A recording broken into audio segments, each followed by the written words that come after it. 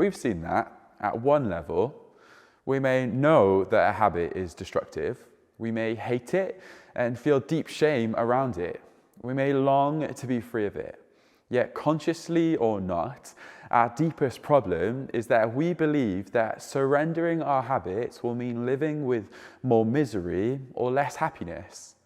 This is why habits can't be defeated by willpower alone. We must be fueled by wanting something more than whatever it is we're denying. Wanting to change a habit just because it's embarrassing, expensive, or unhealthy will never be enough. In fact, say the writers of the Bible, our bad habits are ultimately spiritual issues. We're all prone to look for life and happiness in wrong places. Sometimes this is a conscious choice. Other times, it's like a fog descends on us, confusing our minds and hearts, and we turn to behaviors we'll later regret. You may feel defeated by your bad habits, but there is hope and power to change. Here's how the most famous psalm opens. "The Lord is my shepherd, I lack nothing." The psalm writer, David, is convinced that he lacks nothing, that with God as his shepherd, he has everything he needs. When David is stressed out, he lacks nothing. When he's bored, he lacks nothing. When he feels like the odd one out, he lacks nothing. When it feels like his hormones are raging, he lacks nothing. When he's finding it hard to sleep, he lacks nothing. Imagine what it would feel like for that conviction to grip you when you're drawn towards a bad habit. The Lord is my shepherd. I lack nothing. I don't need this thing.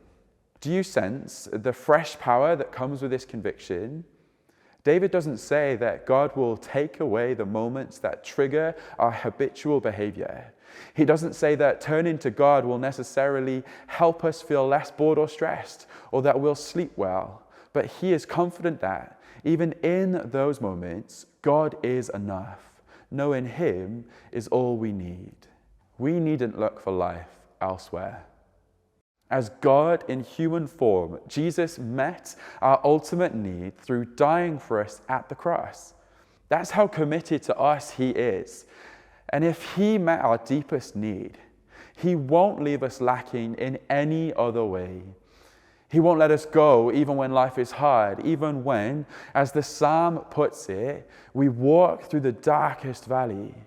Jesus is all we need, even when we feel bored, stressed, or the odd one out. Breaking habits isn't easy. Identifying the wrong places we look for life doesn't take away their attractiveness. It can take a long time to unsee the wrong ways of viewing the world and to stop turning to familiar behaviors. It normally takes significant time and effort to see change. Nevertheless, the more convinced we are that God is good and that knowing him, we lack nothing, the more power we have to fight our bad habits.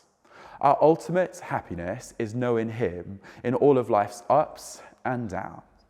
In the meantime, he promises to keep shepherding us. However messy our lives are, his rod and staff comfort us, even as we continue to turn to our bad habits.